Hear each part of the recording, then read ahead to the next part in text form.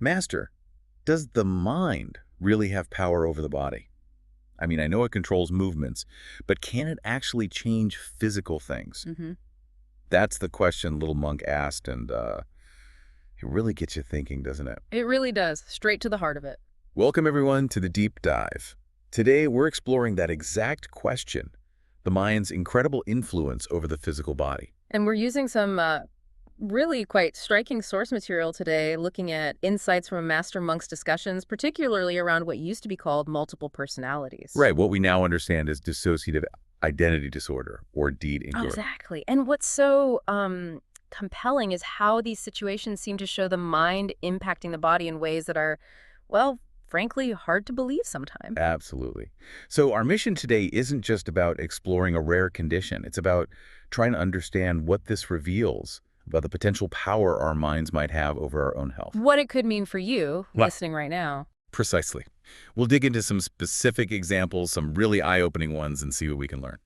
Okay, ready to jump in? Let's do it. Where should we start? Let's start with that story they mentioned, the Strawberry Man. Yeah.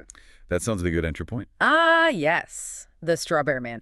It's a classic example in these discussions because it's so clear-cut. Okay, so tell us about him. Well, this was an individual with DID, and the key thing was one of his personalities, let's call him personality A, could eat strawberries, no issues whatsoever, enjoyed them. Okay, sounds normal enough. But when a different personality B, was, let's say, in charge, Right.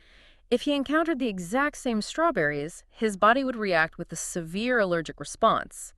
Hives, difficulty breathing, the whole thing. Whoa, hold on.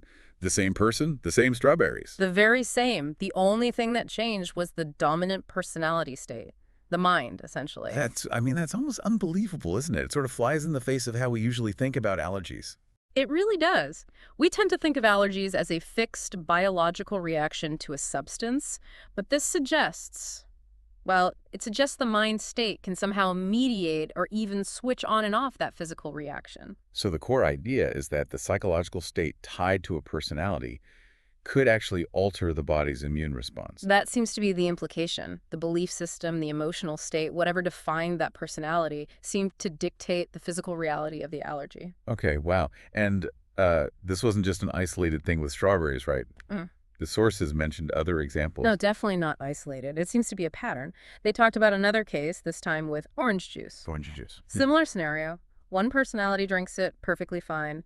Another personality drinks the same juice and develops a skin rash. A rash from orange juice. Apparently so.